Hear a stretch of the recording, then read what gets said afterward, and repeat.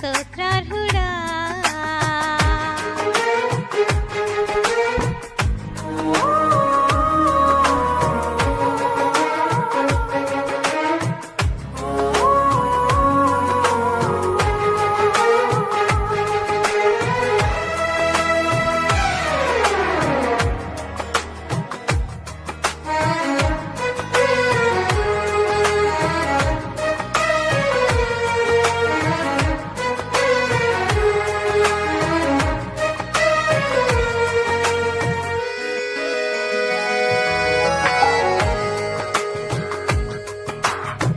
పదే పదే నిన్నే చేరగా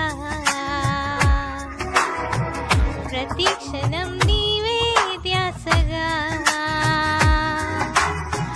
పదే పదే నిన్నే చేరగా ప్రతి క్షణం నీవే ధ్యాసగా.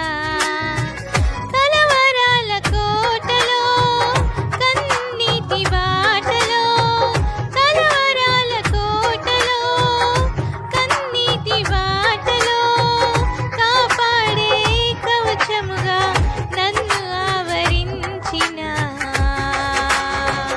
దివ్య క్షేత్రమా, స్తోత్ర గీతమా.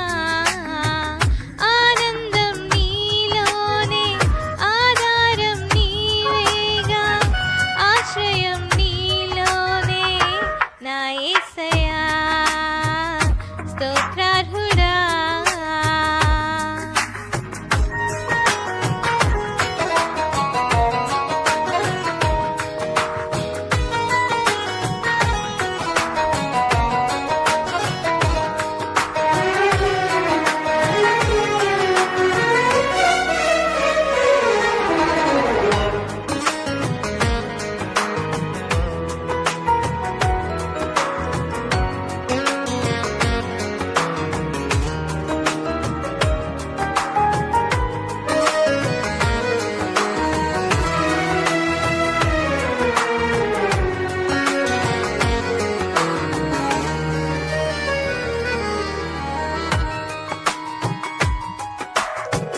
నిరంతరం నీవే వెలుగని, నిత్యమైన స్వాస్యం నీవని. నిరంతరం నీవే వెలుగని, నిత్యమైన స్వాస్యం నీవని. నీ సన్నిధి వీడక సన్నుతించి పాడనా, నీ సన్నిధి వీడక సన్నుతించి పాడనా. నీ కొరకే ధ్వజమెత్తి నిన్ను ప్రకటించనా. సత్యవాక్యమే, జీవవాక్యమే, ఆనందం నీలోనే, ఆధారం నీవేగా, ఆశ్రయం నీలోనే నా యేసయ్యా. స్తోత్రార్హుడా.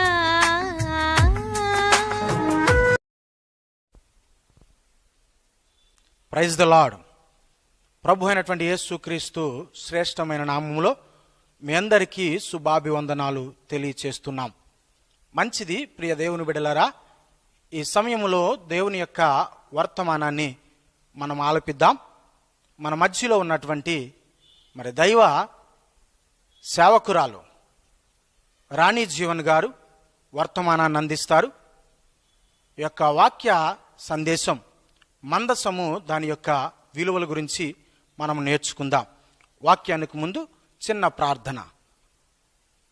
పరలోకపు తండ్రి, మా యేసు రాజా, నీ నామానికి వందనాలు చెల్లిస్తున్నాం.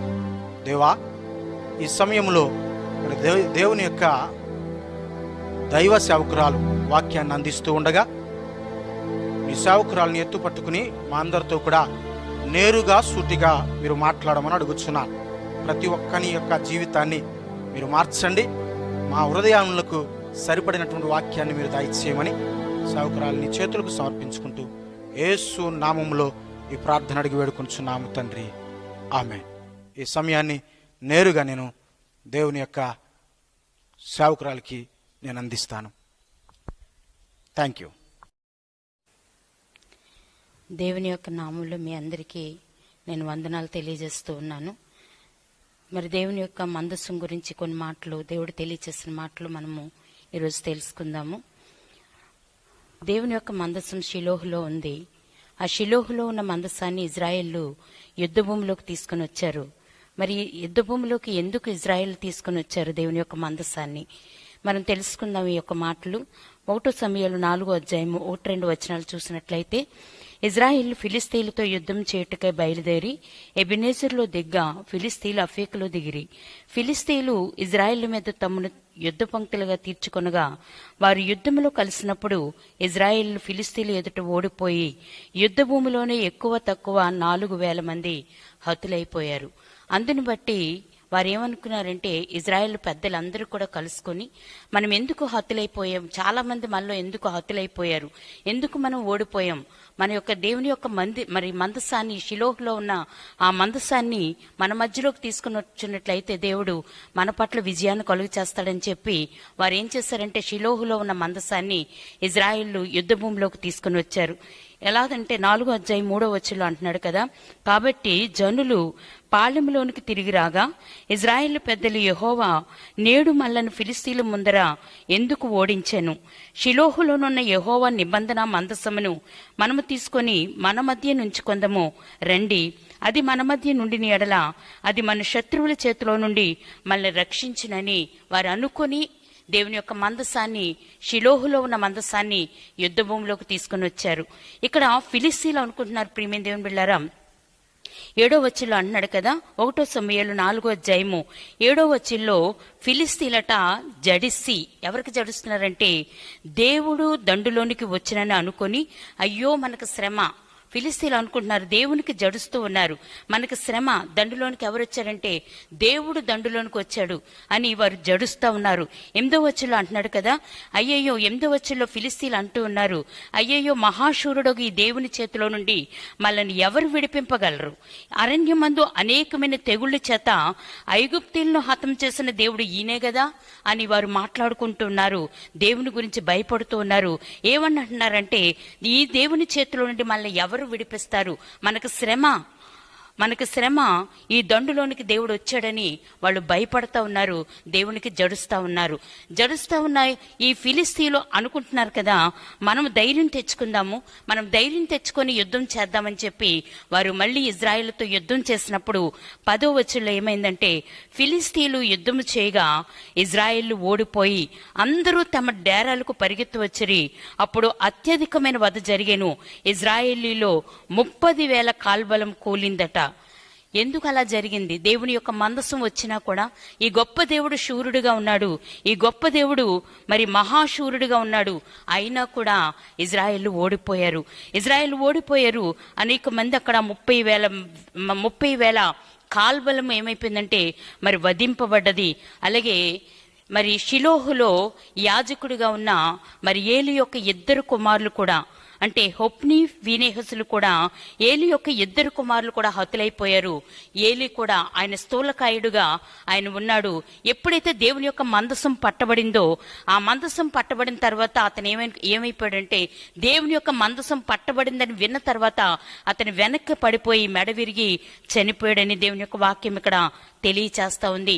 ఈ ఫిలిస్తీన్లు దేవుని యొక్క మందసాన్ని పట్టుకొని ఎక్కడికి వెళ్ళిపోయారంటే, ఎబెనెజరు నుండి అర్షాదునకు తీసుకుని వచ్చి దాగోను గుడిలో దేవుని యొక్క మరి మందసాన్ని గుడిలో దాగోను యొక్క దేవత ఎదుట దేవుని యొక్క మందసాన్ని ఉంచారు. ఎందుకనంటే ఈ దేవుడు ఏమీ చేయలేకపోయాడు. ఈ దేవుడు మన దేవుడు అంటే వారి విగ్రహమే గొప్పదనుకొని వారు ఏం చేశారంటే, దేవుని ముందు, ఆ విగ్రహం ముందు దేవుని యొక్క మందసాన్ని అక్కడ పెట్టారు. ఇక్కడ దేవుడు అంటున్నాడు కదా, దేవుని మాట ఏమని తెలియజేస్తుందంటే, యెషయా 44:6 అంటున్నాడు కదా, నేను మొదటివాడను కడపటివాడను, నేను తప్ప ఏ దేవుడును కూడా లేడు అని దేవుడు తెలియచేస్తా ఉన్నాడు. కానీ ఈ ఫిలిస్తీన్లు అనుకుంటున్నారు మా దేవుడే గొప్ప, ఎందుకనంటే ఈ దేవుడు రక్షిస్తాడని ఇజ్రాయేల్ దేవుని యొక్క మందసాన్ని దేవుడిని తీసుకుని వచ్చారు, కానీ అక్కడ ఏ మాత్రము కూడా వారు రక్షించలేకపోయాడు దేవుడు అని చెప్పి ఆ విగ్రహం ముందు దేవుని యొక్క మందసాన్ని పెట్టారు. కానీ దేవుడు అంటున్నాడు కదా, ఆయన ప్రియమైన దేవుడులారా మొదటివాడుగా ఆయన కడపటివాడుగా, మరి ఏ దేవుడు కూడా అటువంటి దేవుడు లేడని దేవుని యొక్క వాక్యం తెలియచేస్తా ఉంది. అలాగే యెషయా 44:24 అంటున్నాడు కదా, యెహోవానగు నేను సమస్తమును కూడా జరిగించేవాడును. ఆయన ఒక్కడే జరిగించేవాడు, ఇంకెవ్వరు కూడా చేయలేరండి ప్రియమిదేవులారా. ఆయన సమస్తమును కూడా చేసే దేవుడని దేవుని యొక్క వాక్యం ఇక్కడ తెలియచేస్తా ఉంది. యెషయా 45:12 అంటున్నాడు కదా, భూమిని కలుగు చేసిన వాడను నేనే అని చెప్తా ఉన్నాడు ప్రియమిదేవులారా. అటువంటి గొప్ప దేవుని యొక్క మందసాన్ని ఎక్కడ తీసుకుని వచ్చారంటే, మరి ఆ విగ్రహం ముందు వారి దేవుడు అనుకునే మరి ఆ దాగోను యొక్క విగ్రహం ముందు దేవుని యొక్క మందసం ఉన్నప్పుడు 1 సమూయేలు 5వ అధ్యాయంలో 4వ వచనంలో అంటున్నాడు కదా, ఆ మరునాడు వారు ఉదయంలోనే లేవగా దాగోను యెహోవా మందసము ఎదుట నేలను బోర్ల పడి ఉండెను. దాగోను యొక్క తలయు 2 అరచేతులను తెగవేయబడి గడప దగ్గర పడి ఉండెను. వాని మొండెము మాత్రము వానికి మిగిలి ఉండెనని ఇక్కడ దేవుని యొక్క వాక్యం తెలియచేస్తా ఉంది. మందసాను దాగోను విగ్రహం ముందు నిలబెట్టారు. ఆ ఉదయం వారు ప్రాతకాలం లేచి ఆ దేవుని యొక్క మరి ఆ గుడి యొక్క తలుపులు తెరవగానే వారికి ఏం కనిపించింది అంటే, దాగోను యొక్క మొండెం మాత్రం అక్కడ కనిపించింది. దాని తల, 2 చేతులు, కాళ్ళు కూడా తెగవేయబడి విసిరివేయబడినట్టుగా ఉన్నాయని ఇక్కడ దేవుని యొక్క వాక్యం తెలియచేస్తుంది. ప్రియమైన దేవుని బిడ్డలారా, 5వ వచనంలో అంటున్నాడు కదా, 5వ అధ్యాయము 5వ వచనంలో అంటున్నాడు, కాబట్టి దాగోను యాజకులేమి, దాగోను గుడికి వచ్చి వారేమి నేటి వరకు ఎవరిను కూడా అర్షాదులో దాగోను యొక్క గుడి గడపనట తొక్కలేదట. అంతగా వారు భయపడ్డారని దేవుని యొక్క వాక్యం ఇక్కడ తెలియచేస్తుంది. నీ దేవుడు అంత గొప్ప శక్తిమంతుడు.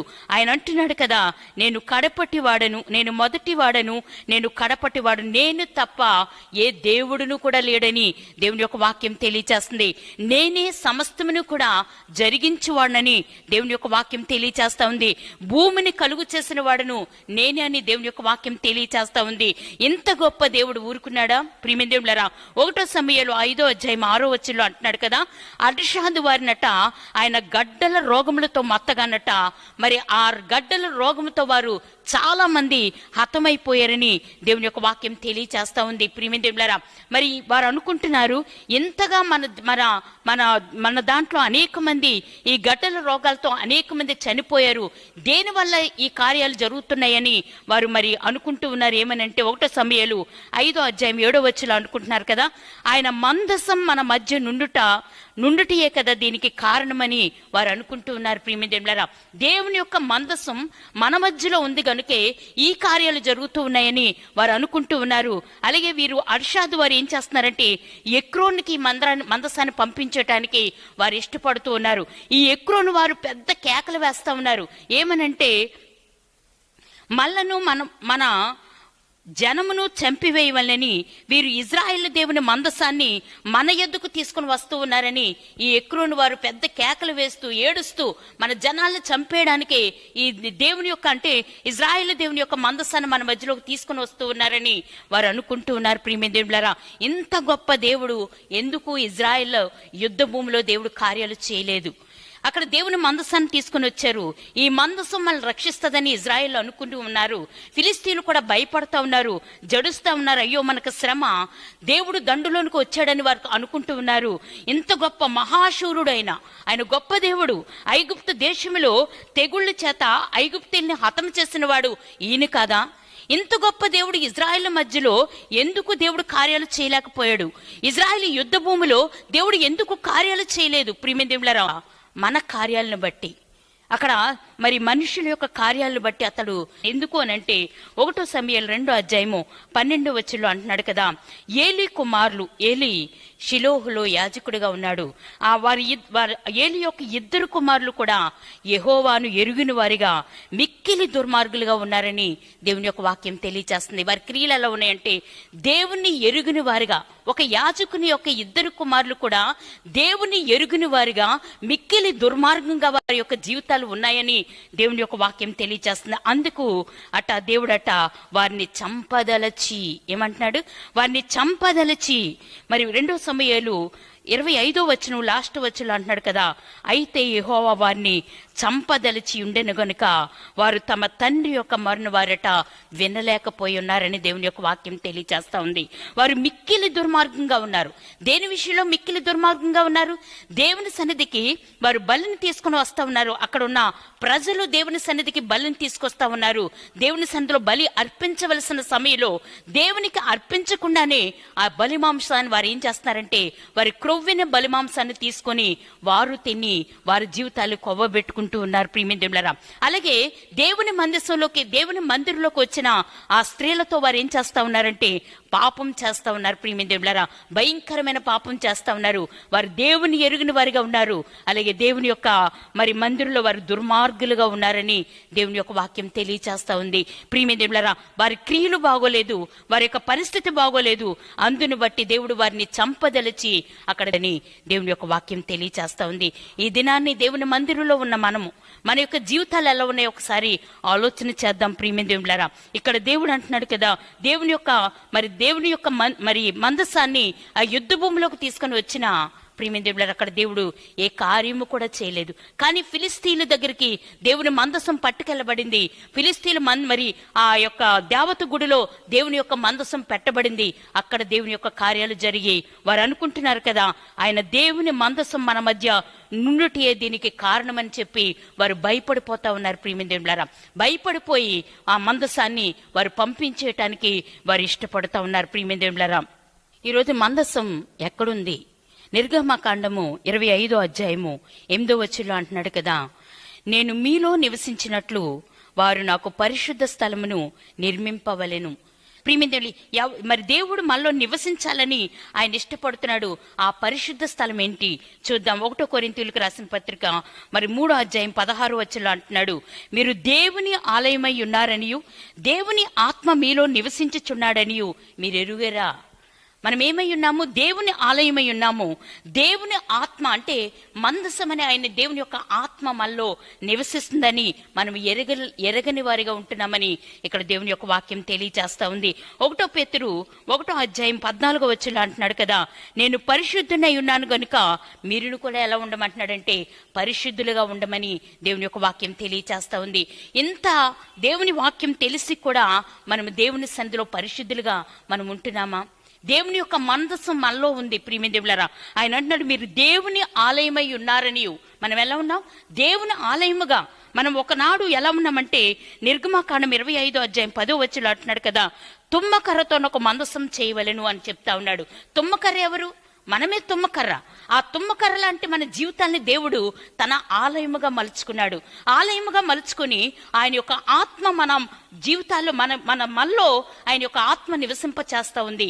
అటువంటి ఆ ఆత్మ ఆత్మ అయిన దేవుడు మనలో నివాసం చేస్తా ఉన్నాడు.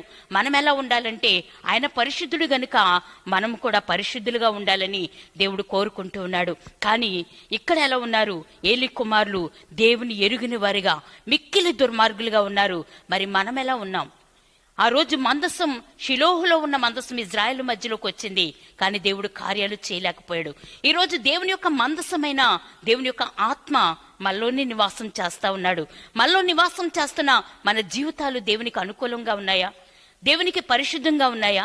దేవునికి అనుకూలమైన జీవితాలే మనం జీవిస్తున్నామా? మన జీవితాలు ఎలా ఉన్నాయో ఒకసారి మనం ఆలోచన చేద్దాం. ఎందుకంటే దేవుని ఆత్మ మనలో నివాసం చేస్తా ఉంది. దేవుని ఆత్మ మనలో నివాసం చేసిన దేవుని యొక్క కార్యాలు మనం చూడలేనటువంటి వారిగా ఉంటున్నాం. ఎందుకనంటే దుర్మార్గపు పళ్ళు, మన ఇష్టానుసారమైన జీవితాలు, మనకేది తలంపుకొస్తే ఆ జీవితాలు జీవిస్తున్నాం. కానీ దేవునికి భయపడేవారిగా మనం లేమని దేవుని యొక్క వాక్యం తెలియచేస్తుంది. ఇజ్రాయెల్ మధ్యలో దేవుడు కార్యం చేయలేకపోయాడు, కానీ ఫిలిస్తీన్ల మధ్యలో దేవుని కార్యాలు మళ్ళీ జరుగుతా ఉన్నాయి. ప్రియమైన దేవులారా, మళ్ళీ మనం సరి చేసుకోవటానికి దేవుడు మంచి అవకాశాన్ని, సమయాన్ని దేవుడు మనకు అనుగ్రహించాడు. ఆయన మనలో నివాసం చేయటానికి మన జీవితాలే ఆయనకి మందిరంగా మలచబడ్డది. ఆయన ఆత్మ మనలో నివాసం చేస్తా ఉంది. మనం ఎలా జీవిస్తున్నాం? దేవునికి అనుకూలంగా జీవిస్తున్నామా? పరిశుద్ధంగా జీవిస్తున్నామా? ఈ యొక్క మందసమట ఎక్కడికి వెళ్ళిందంటే, ఈ ఫిలిస్తీన్లు దేవుని యొక్క మందసాన్ని పంపించేశారు. అది ఎక్కడికి వెళ్ళిందంటే అబీనాదాబు ఇంటికి వెళ్ళింది. అబీనాదాబు ఇంట్లో అనేకమైన సంవత్సరాల మందసం ఉంది, కానీ అక్కడ దేవుని కార్యాలు ఏమాత్రమే కూడా జరగలేదండి. ప్రియమైన దేవుని బిడ్డలారా, ఈరోజు మందసం అనే దేవుని యొక్క ఆత్మ మనలో ఉన్నా కూడా దేవుని కార్యాలు జరగటం లేదు. ఎందుకనంటే దేవునికి మనం సమయం ఇవ్వట్లేదు, దేవునికి మనము ప్రార్థన చేయట్లేదు. దేవుని మందస్సు మన దగ్గర ఉంది అని అనుకుంటున్నాం, కానీ దేవుని కార్యాలు చూడలేనటువంటి వారిగాని మనం ఉంటున్నామని దేవుని యొక్క వాక్యం తెలియజేస్తా ఉంది. ప్రియమైన దేవునిలారా, సౌలు రాజుగా ఇజ్రాయెల్ మీద ఉన్నాడు. మరి ఇజ్రాయెల్కి మొదటి రాజుగా సౌలుని దేవుడు ఏర్పాటు చేసి అక్కడ మరి ఇజ్రాయెల్కి రాజుగా సౌలు ఉన్నప్పుడు కూడా మరి సౌలు అయితే దేవుని మందసాన్ని ఆయన వెతకలేదండి. ఆయన వెతకలేదు. ఆ మందసం గురించి ఆయన ప్రయత్నం చేయలేదు. ఎప్పుడూ కూడా ఆ మందసం ఉంది, ఆ మందసాన్ని తీసుకుని వద్దాం, దేవుని మందసాన్ని తీసుకుని వద్దామని ఆయన ఎప్పుడూ ప్రయత్నం చేయలేదు. కానీ తన సొంత ప్రయత్నాలు మరి ఇక్కడ సౌలు చేశాడని దేవుని యొక్క వాక్యం తెలియజేస్తుంది. ఎందుకనంటే ఆయన దేవుడు మరి దావీదును అభిషేకించిన తరువాత తన రాజ్యం కొరకు దావీదును చంపాలనే ప్రయత్నం చేశాడు, తన సొంత ప్రయత్నం చేశాడు సౌలు. గాని దేవుని మందసాన్ని ఎప్పుడూ కూడా వెతకలేదు.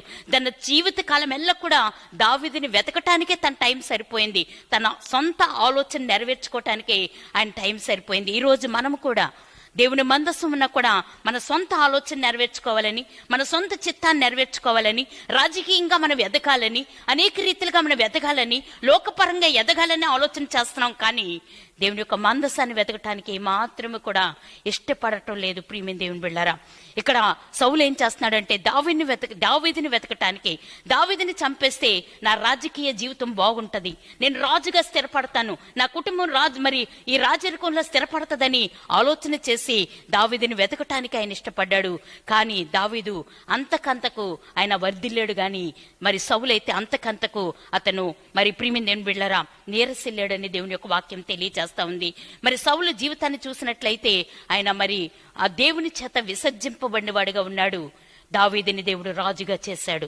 ఈ అబీనాదాబు ఇంట్లోనే ఆ మందస్సు ఉండిపోయింది. కానీ అబీనాదాబు జీవితంలో కూడా ఏ ఆశీర్వాదం కూడా అతను చూడలేకపోయాడు. ప్రియమైన దేవుని బిడ్డలారా, దావీదు ఒక రాజుగా ఉన్న తర్వాత మరి దేవుని మందస్సాన్ని తీసుకుని రావాలని అతను చాలా ఆశపడ్డాడు. ఆ మందస్సం కోసం ఆయన వెతుకుతున్నాడు. ఆ మందస్సం, దేవుని యొక్క మందస్సం నాకు కావాలి, దేవుని యొక్క మందస్సు నా దగ్గర ఉండాలి అని ఆశపడి ఆయన ఏం చేస్తున్నాడంటే పరిగెడుతూ ఉన్నాడు. అబీనాదాబు ఇంటి దగ్గరికి పరిగెడతా ఉన్నాడు. ప్రియమైన దేవులారా, మరి అక్కడ మందస్సును తీసుకురావాలని కొత్త బండిని తీసుకుని వచ్చాడు. అక్కడ వాయిద్యాలు వాయించే వారిని అనేక మందిని ఏర్పాటు చేశాడు. మందసాన్ని అబీనాదాబు ఇంటి దగ్గర నుంచి తీసుకుని వస్తా ఉన్నాడు. అక్కడ ఎడ్ల కట్ట కాలు జారిందట. కాలు జారగానే ఉజ్జా అనే వ్యక్తి ఆ మందసాన్ని పట్టుకున్నాడు. అక్కడికక్కడే ఆయన చనిపోయాడు. ఏ పరిస్థితుల్లో పట్టుకున్నాడు ఆయన? నీ జీవితం దేవుడు అంటున్నాడు కదా, నేను పరిశుద్ధుడు గనుక మీరును కూడా ఏమంటున్నాడు, పరిశుద్ధులుగా ఉండమంటున్నాడు దేవుడు. కానీ ఏ పరిస్థితుల్లో ఆయన మందసాన్ని పట్టుకున్నాడో అక్కడికక్కడే అతను ఏమైపోయాడంటే చనిపోయాడు. ప్రియమైన దేవులారా, మందసం ప్రియమైన దేవులారా, దేవుడు ఆయన రోషము కలిగిన దేవుడు. నువ్వు అనుకుంటున్నావు మందసం నా దగ్గర ఉంది అని అనుకుంటున్నావు, కానీ ఏనాడు కూడా మందసాన్ని ఆశ్రయించలేదు. నీ సొంత చిత్తాన్ని, నీ సొంత తలంపుల్ని, నీ సొంత ఆలోచనల్ని నువ్వు నెరవేర్చుకోవాలని చూస్తున్నావు. కానీ దేవుని మందస్సు నా దగ్గర ఉంది, దేవుని మందస్సు నాలో ఉంది అనే భయం అన్నది మనకి లేకుండా పోయింది. ప్రియమైన దేవుని బిడ్డలారా, కానీ ఈ దావీదు భయపడిపోయి ఏం చేశాడంటే ఈ మందసాన్ని ఓబేదెదోము ఇంట్లో పెట్టాడండి. ఆ ఓబేదెదోము ఇంట్లో 3 నెలలు ఉంది మందసం. 3 నెలలు కూడా దేవుడు మరి ఓబేదెదోముని ఎంతగా ఆశీర్వదించాడంటే, ఇన్ని సంవత్సరాలు మరి అబీనాదాబు ఇంట్లో ఉన్నా కూడా దేవుని యొక్క ఆశీర్వాదాలు చూడలేకపోయాడు. కానీ ఈ ఓబేదెదోము ఇంట్లో 3 నెలలు దేవుని మందసం ఉంది.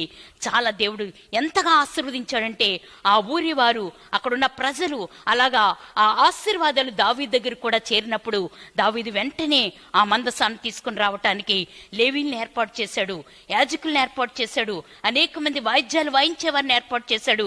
మరి ప్రియమైన దేవుని బిడ్డలారా, అతనట మరి నాట్యము చేస్తూ దేవుని సన్నిధిలో తన శక్తి కొలది నాట్యం చేస్తూ దేవుని మందసాన్ని తన దగ్గరికి తీసుకుని వస్తా ఉన్నాడు. ప్రియమైన దేవుని బిడ్డలారా, ఈరోజు మరి దేవుని యొక్క మందసం మన జీవితాల్లో ఉన్నట్లయితే, మన జీవితంలో నిజంగా ఉన్నట్లయితే, మన జీవితాలు సరి అయిన జీవితాలుగా, దేవునికి అనుకూలమైన జీవితాలుగా మన జీవితాలు ఉండాలి. కానీ దేవుని మందస్సం మన దగ్గర ఉంది అని అనుకుంటున్నాం. దేవుని మందస్సం మన దగ్గర ఉందని ఇక్కడ ఏలీ కుమారులు అనుకున్నారు. కానీ వారు యెహోవాని ఎరుగిన వారుగా ఉన్నారు. దేవుని ఎరుగిన వారుగా మిక్కిలి దుర్మార్గులుగా ఉన్నారని దేవుని యొక్క వాక్యం తెలియచేస్తా ఉంది. ఈ రోజు దేవుని మందస్సు నీలో ఉన్నట్లయితే నువ్వెలా ప్రవర్తిస్తున్నావు దేవుని సన్నిధిలో?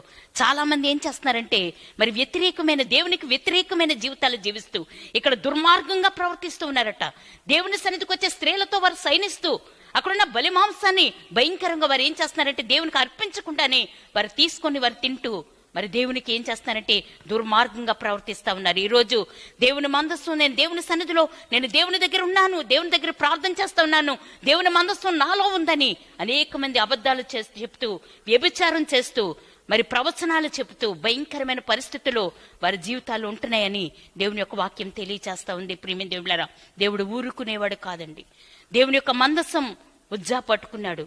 దేవుని యొక్క మందస్సం ఏ పరిస్థితుల్లో ఉజ్జా పట్టుకున్నాడో తెలియదు, కానీ అక్కడికక్కడే ఆయన చనిపోయాడని దేవుని యొక్క వాక్యం తెలియచేస్తా ఉంది. జాగ్రత్త, దేవుని మందస్సం బహు భయంకరమైనది. ఆ మందస్సం దేవుని ఆత్మ మనలో ఉన్నప్పుడు మనం ఎంతగా, దేవుడు అంటున్నాడు, దేవుడు వాక్యం ద్వారా ముందే హెచ్చరిస్తూ ఉన్నాడు, నేను పరిశుద్ధుడై ఉన్నాను గనుక మీరును కూడా పరిశుద్ధులుగా ఉండండి. దేవుని యొక్క వాక్యం హెచ్చరిక చేస్తా ఉంది. ఈరోజు మన ఇంటిలో ఉంటున్నాం, ఈ ఇల్లు ఆశీర్వాదకరంగా లేదు, ఈ ఇల్లు దీవెనకరంగా లేదు, ఒక అన్యులు చెప్పుకుంటున్నట్లుగా మనం కూడా చెప్పుకొని వేరే ఇల్లులు మాట్లాడడానికి ఇష్టపడుతూ ఉన్నాం. దేవుని మందస్సు నీలో ఉన్నప్పుడు, ఓబేదెదోము ఇంట్లో దేవుని మందస్సు ఉన్నప్పుడు దేవుడు అతన్ని 3 నెలల్లో దేవుడు ఆశీర్వదించాడు. నిన్ను ఆశీర్వదించలేదా? నీ హృదయంలో దేవుని యొక్క మందస్సు ఉంది, నువ్వు దేవుని చేత ఆశీర్వదించబడలేవా?